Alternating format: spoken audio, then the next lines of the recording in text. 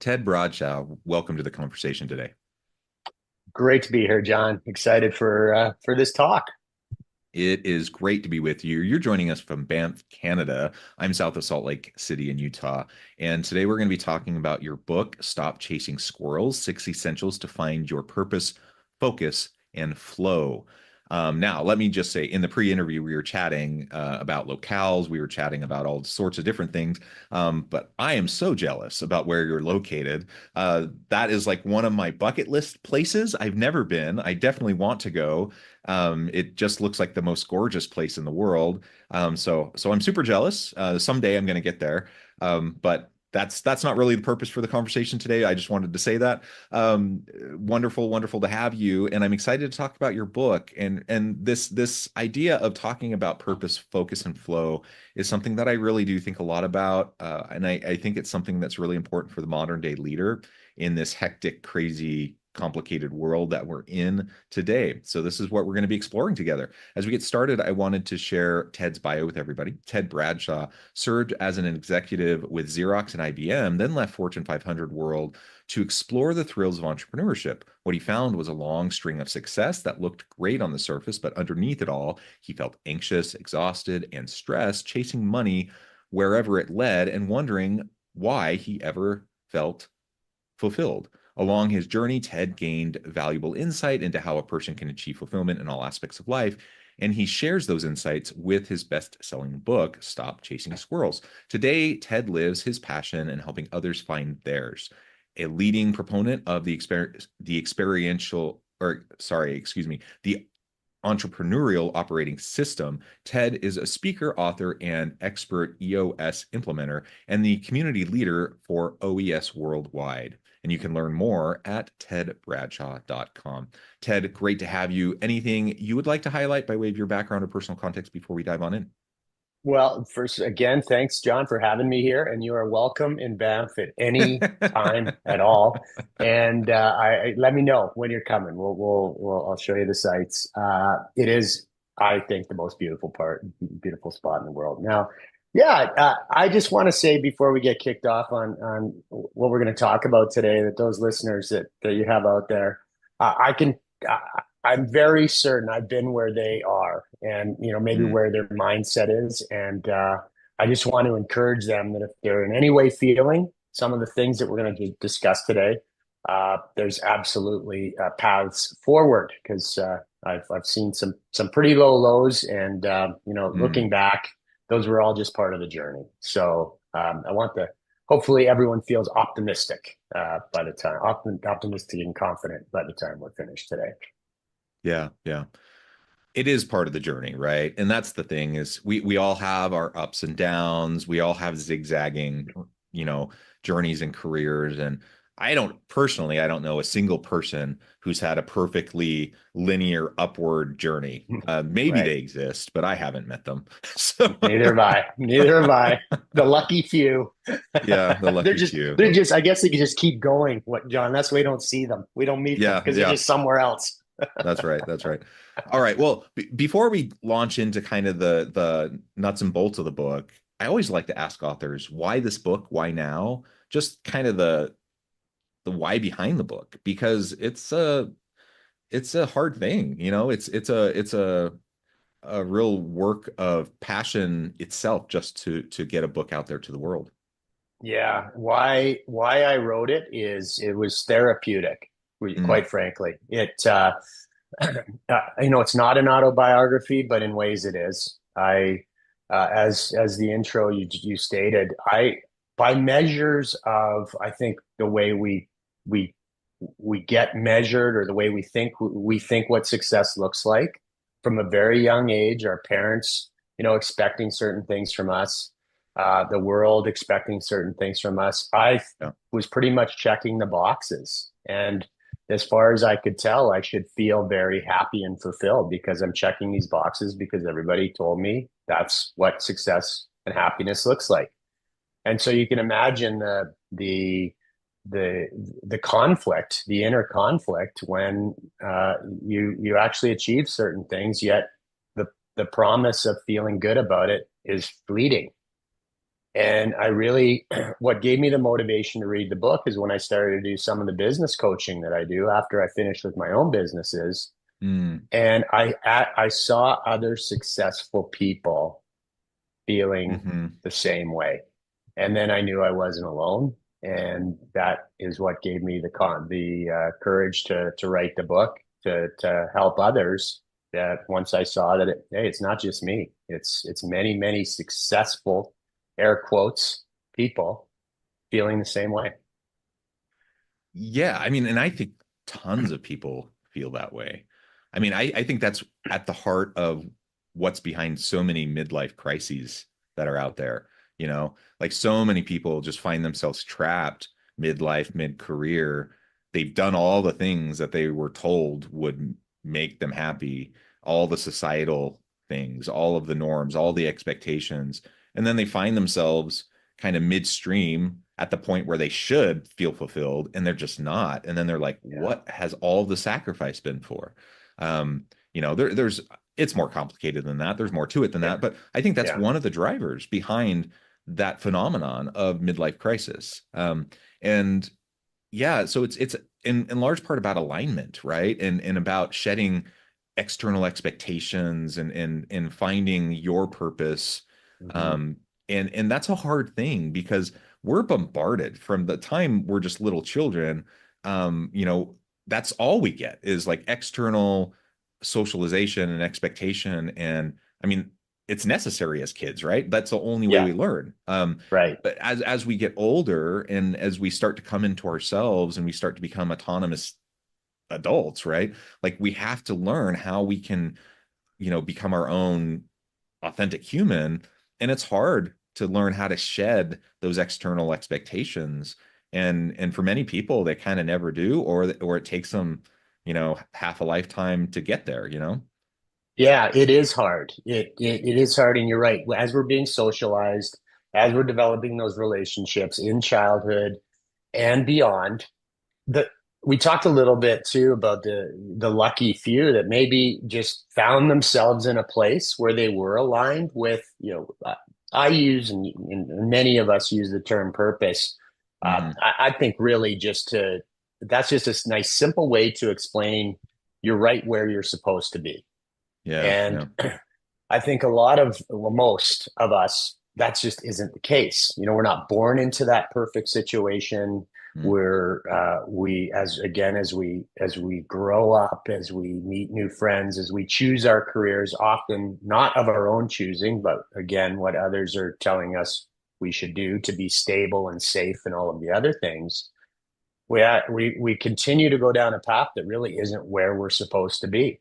Now, not completely, of course, but Yeah, it's yeah. there are we find ourselves on course that maybe isn't truly authentically aligned. And that's a great word, a great way to describe it that you had. We're not aligned. The inner self isn't aligned with the external experience. And that causes a great deal of anxiety.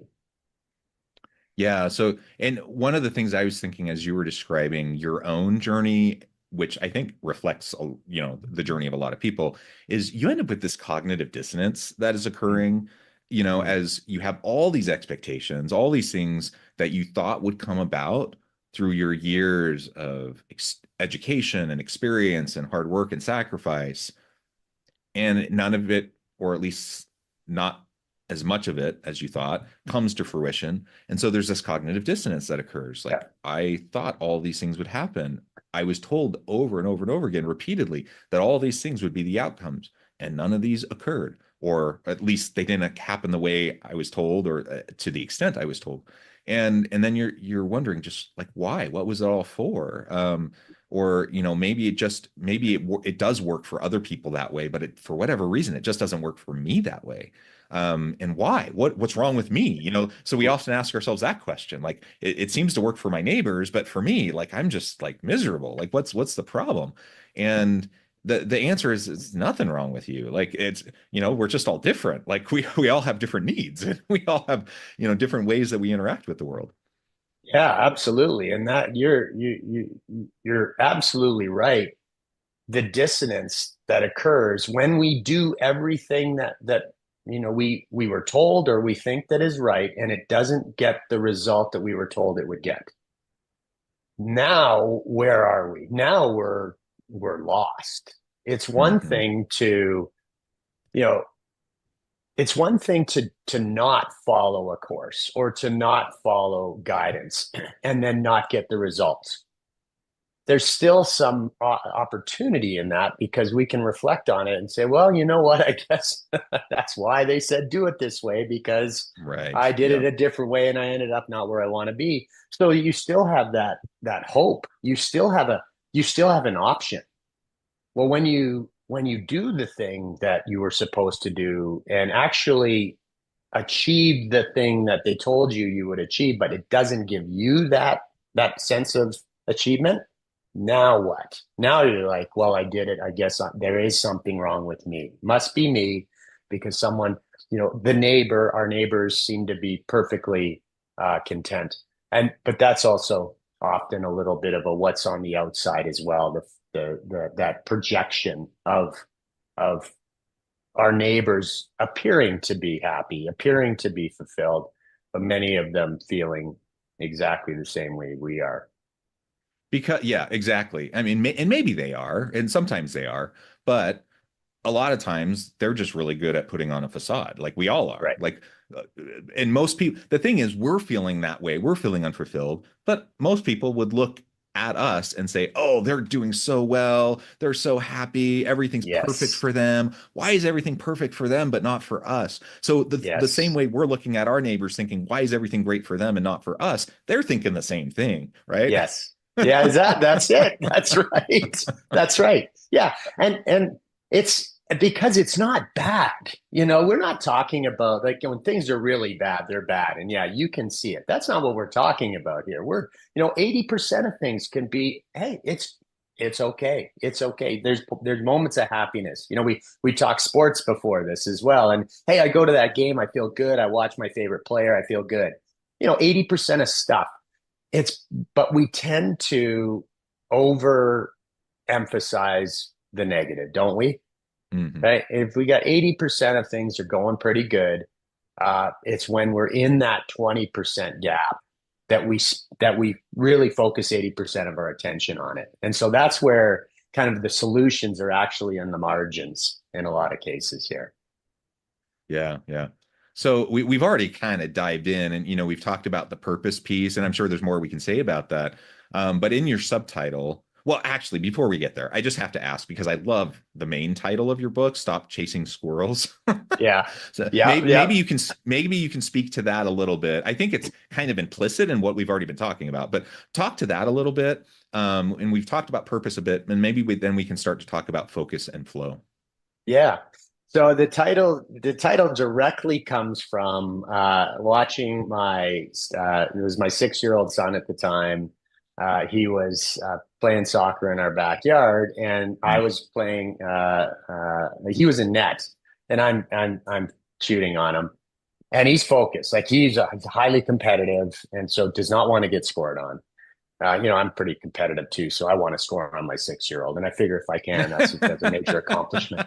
Um, but so he's focused on me taking this kick, and then all of a sudden, this squirrel comes shooting out from a bush, and he completely abandoned his mission. Like he all of a sudden stopping the ball did not matter. Just going to chase, like literally the proverbial, he went and started to chase this squirrel, and it totally took his attention. And I'm very confident that if 3 or 4 other squirrels jumped out, he would have been running around in circles in our backyard. So that was sort of my first sort of like, that's where this comes from. But then I watched as I'm working with many leaders and managers in the session room as we're working on trying to, work towards their vision and all get on the same page. And they do get on the same page. The smallest of things can distract them and take them away from their mission. And so I literally saw this in action with adults. And it can be so interesting sometimes that those that are particular, I mean, for your visionary listeners out there, I'm talking to you right now. I literally have to put the visionary types with their backs to the window, because if Hmm. they're looking at things outside, there's a million different things going on. And so it's really this when we're not really feeling grounded and like I said, where we're supposed to be, it's natural to be, maybe I should be over there. Maybe I should be over there. And all of these shiny objects that can distract us. And those are the squirrels that can take us off of our true life course. And that's where the title came from. And if I did nothing else right with the book, I think I picked a pretty good title.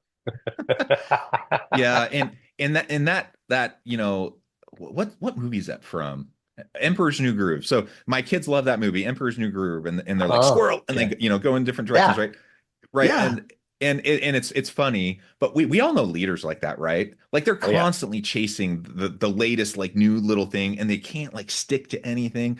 Yeah. And on the one hand, it's energizing and it's fun, and you're chasing new ideas. On the other hand, it is exhausting and it's so distracting, and you just can't get anything done, right? So Yeah. so I Yeah. love And if that. you're a leader, imagine others trying to keep up with that. If it's exhausting for us or the leader, imagine the team trying to keep up with that. Yeah, and I've actually heard like there's one leader I've been working with who has this approach, this mentality, but they really think it is what everyone should do. Like I've been trying to help them understand why, we don't like visionary leadership is important. Like that's Yes. good, but you Yes. do have to have a measured approach too, and you can't constantly be going in every which direction. But in their mind they're like, no, everyone has to keep up with me, and that's Right. that's their mentality. I'm like, okay, but you got to meet people where they're at too, and you're going to burn Yes. everyone out because no, like you're literally just everyone is like literally running on this hamster wheel constantly, like not being able to make any progress because everything's changing constantly. Absolutely. It's whiplash. It's Hmm. organizational whiplash. Yeah. And you're right. Those visionary leaders, we do need them. They create things, they make things, they're setting Yeah. the future. Uh, they're not particularly good at actually seeing those things through to actually execute because they often change direction. Yeah. They do need others to get things across the finish line, or you end up with 100 half finished, interesting ideas. Right. Yeah. Well, I also have to say, this is not the point of your book. This is not the point of your title. But when you're telling the story of your son, I also just have to think, it also brought to mind just kind of the sweet authenticity of children. And I thought, man, on the other hand, I'm thinking, oh, to be like a child. Like if we can Mm, just live in the moment and like get rid of all these external things and not worry about stupid competition and like getting wrapped up yeah. in things that don't matter, and like can we all just get out there and like chase a squirrel from now and again and just like be one with like at the moment. That was also where Yeah. my mind was going, and so there's Yeah. value in that too, but that's a different point altogether. That is a different point, and you're absolutely right. There is value in that, and we'll get to it. I think we'll get to a way to achieve what you've just described, John, with the chaos that surrounds us. Because Yeah. it's the external things going on that make it very difficult to be in the moment and just run around chasing squirrels with a smile on our face. Yeah. Yeah. Well, let's talk a little bit more. Man, the time is flying. I know the time, and we don't have a lot of time left, but let's talk about focus and flow. Like, Yeah. how do we align with our purpose, and how does focus and flow help us do that?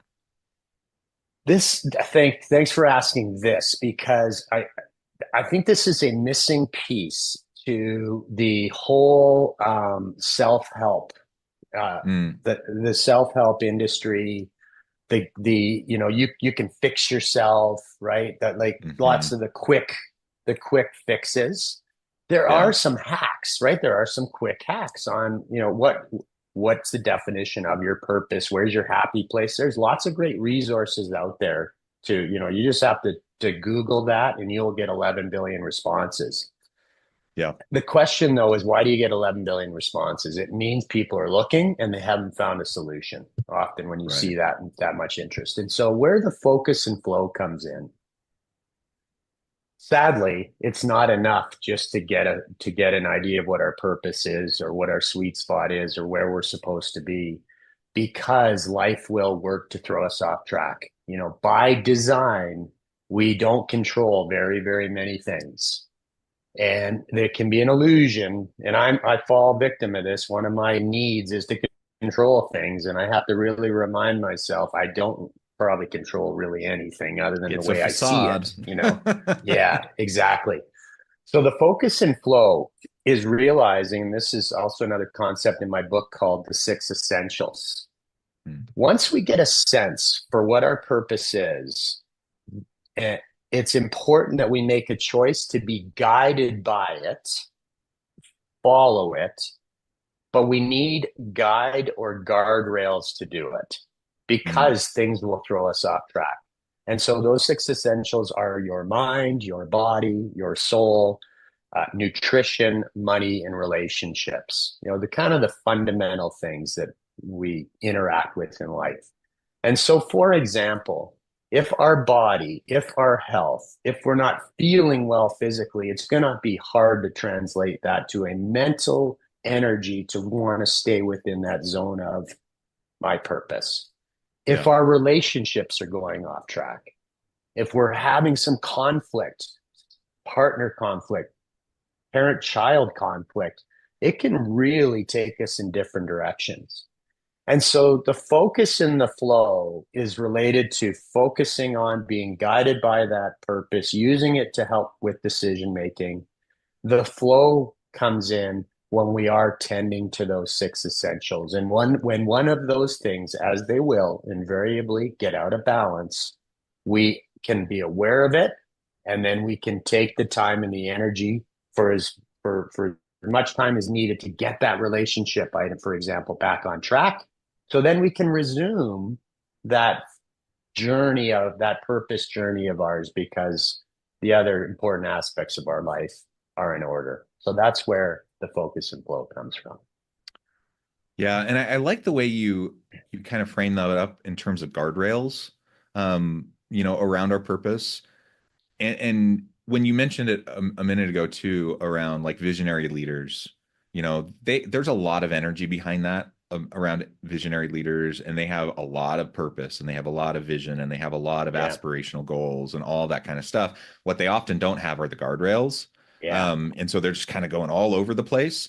And in our personal lives or in our professional lives, a lot of times, we focus so much on like try to figure out what your purpose is, try to figure out your goals. And so then we end up putting all that work into those things, but then we end up kind of going all over the place, and we don't have the guardrails. We don't have the things to help us stay on track. So the guardrails, I think, really are important. And Yeah. what I've seen, and I agree with you, what I've seen are those people who, I don't think anyone really has a perfectly linear path to success, because that's not growth. Like growth Right. requires quote unquote failure. It requires learning and falling down, getting back up, etc. And so that's the reality for everybody. Everyone goes through Yes. that. But as we're going through that, it's people who learn how to focus, through the hardships, through the trials. Um, they're the ones that tend to find the successes in life. And I'm not talking about successes in terms of like worldly like definitions of success. I'm talking about the alignment successes. And sometimes it does end up looking like, societal quote unquote successes also, but the alignment successes occur, because of the focus that they also are able to exhibit. And so learning how to focus, is such a huge skill, and it's one that I don't care how old you are. Like, I've seen some children who are amazing at focus, and I've Mm-hmm. seen like adults and like elderly people who have no focus whatsoever. So it's not an age thing. Like You're it's right. it's it's just a skill that some people have and some people don't, and it can be developed. It can be. It absolutely can be. You're right, John. And it is it's getting harder, right? With all the distractions, with just the sound bites that just take a look at using TikTok as an example. It's Mm, firing through, 20 different images at once. And if we take this right back to what you were describing before about being in the present, that's really what focus is. When we're not in that state of focus, we're either dwelling a little bit on the past somehow, something that just happened or happened even a year ago. Our mind wanders there, or we're looking at the future in some fashion. And that focus allows us to have a little bit just put on those sort of horse blinders so we can look straight ahead. For example, you and I right now, I would miss things. For example, if I happen to, had a screen beside me that just Mm-hmm. has whatever, some kind of feed going on, Mm-hmm. you know, I would miss a moment where you and I potentially there might have been a connection moment that Yeah. could have made all the difference in maybe my perspective or your perspective. And those moments can be fleeting. And so if we don't give ourselves the opportunity to focus, we miss out. Relationships suffer, right? Our own perception of of how we see ourselves as well can be affected. So you're right. Focus is a skill that is often missing, but can be learned. Yeah. And it can be super fleeting, and they're often tiny little moments in the aggregate that create the relationships, the trust, the creativity and innovation and all the things, right? So, Yes, and yes, so we think, though, because they're fleeting, they're little, we think they're insignificant. We think they don't matter. We think that nobody notices. We think, et cetera, et cetera. But they do. And they do yes. matter. People do notice. Like it does matter. So, Yeah, absolutely. well, Ted, I know at the time I've already kept you over. I need to let you go and get on with your busy day. But before we wrap things up, I just wanted to give you a chance to share with the audience how they can connect with you, find out more about your work, where they can find your book, and then give us the final word on the topic for today. Yeah, well, again, John, thanks very much. I'd love to engage with the audience. The easiest way to connect with me is just my name, Ted Bradshaw. My website is www.tedbradshaw.com. My socials are Ted Bradshaw. So a Google of that will get us connected. I do have some upcoming workshops around leadership and management that they can find as well, virtual as well as in person. So if some of what we talked about today piqued anyone's interest, I would really love to keep the conversation going. Last word, grateful for this opportunity. And again, I hope there was a nugget or two, or just someone else relating to what you and I talked about, and knowing full well that there is a bright path forward, and it's all part of this journey of ours. Yeah, yeah, well said. Ted, thank you so much. It's been a real pleasure. I encourage the audience to reach out, to get connected, find out more about what Ted can do for you. Check out his book. And as always, I hope everyone can stay healthy and safe, that you can find meaning and purpose at work each and every day. And I hope you all have a great week.